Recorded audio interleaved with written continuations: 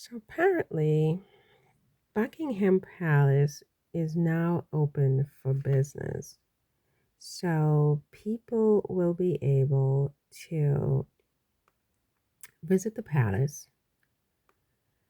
specifically the wing, the terrace of the palace in this July and August. Starting this year, people will be able to visit the East Wing and the terrace. It says here, according to the Royal Collection Trust, that the East Wing of Buckingham Palace will be open to visitors for the first time this summer, when special guided tours of the principal floor will be available to visitors in July and August.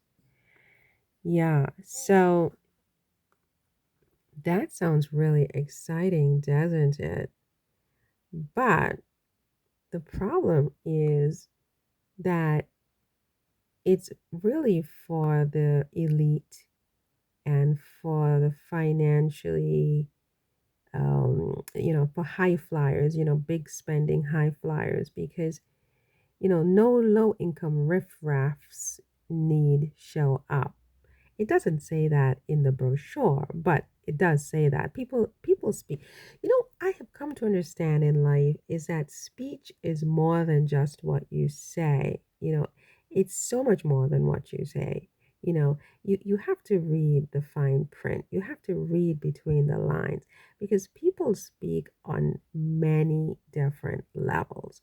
So you open up Buckingham Palace for the first time to the public, and then you charge people £75, which is about $95, right? $95 for this tour.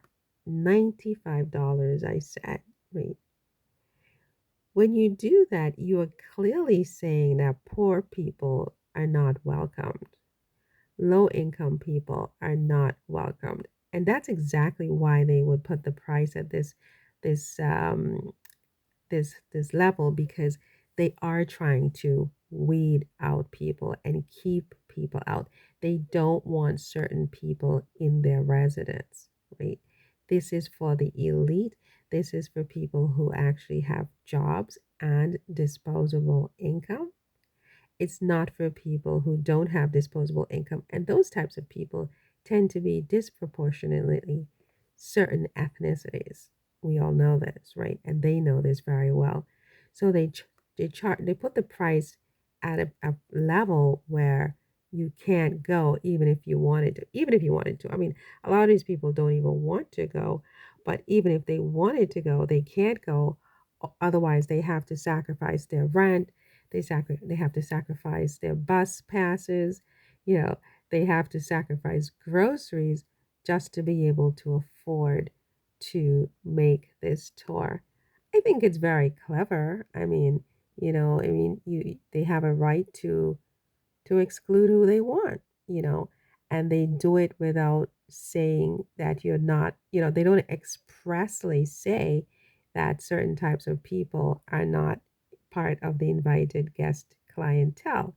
They do it with putting it at a price that they just price them out of there from the get go. And those who are able to afford it, they know and they understand the privilege that they have of, you know, visiting a place where certain types of people won't be present, right? Very clever. But also, even for those who are elite and who are rich, why why are people paying, you know, why are people willing to pay this kind of money to, the king and queen are still alive. They're still an active monarchy. It's not like, they're all dead. These people are still getting taxpayers' money to fund their lifestyles, right? They still are on the taxpayer's dime, right? They get their stipend from the taxpayer. That's how they live in the lap of luxury, um, for centuries. It's from the taxpayer. Now they tell you, well, we do a lot of services, which just means that they go to a lot of hospitals and they go to, where poor people are and they shake hands, they smile, the poor people get to take a photo, and that's a service, right? That is a service that entitles them to millions of dollars a year for them and many members of their family, right? Where they can take their private jets, they can live in their castles, they can have their collection of horses. I mean, the works, right? Their fancy cars, right? All they do, their job is us. Their job is our job is their service in the sense that the rest of us have jobs. They have services, right? And patronages. And their job description is show up, take a photo up, smile, and get millions of dollars. Okay, fine. It's a great gig if you can get it. If you can get that gig and people are willing to do that, I say go for it. But then it's kind of like people are already paying for these places to exist anyway and to be maintained. It's the taxpayers who's paying for these things, I believe. Correct me if I'm wrong. And now you want us to pay $95 to visit it while you're still alive and benefiting from our taxpayers' dollars in the first place. To we maintain it, we keep you in the lap of luxury, and still we have to pay to come see it.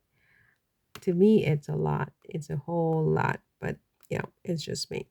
So, what are your thoughts on this? And then they talk about Meghan and Harry grifting. I guess maybe these people, maybe we have a different definition of grifting and grifters, because Meghan and Harry are not getting any money from the taxpayers, right? They are self funded. They have to work. They have to create entrepreneurial ideas and endeavors in order to make money to pay bills. Everybody has to pay bills on the earth. Once you're in this hell called earth, you got bills you got to pay. But why is it that everything that Harry and Meghan does is a grift, even though they're not getting any money for free from anybody? But these people get all this free money. And on top of that, they charge these people even more money, 95 euros to visit the terrace of Buckingham Palace. And nobody calls these people grifters. These British people who do that, who point fingers at Meghan and Harry for working and earning their own money, grifters, and give these people a pass while these people literally rob them blind. As far as I'm concerned, this is robbery. $95 to visit the terrace of Buckingham Palace that the taxpayers are paying for. Not only the upkeep of this palace, but also the lifestyle of the people who live in the palace. And now you're going to charge them more money, and they happily give you that. They deserve, those people deserve to be swindled in this way, as far as I'm concerned.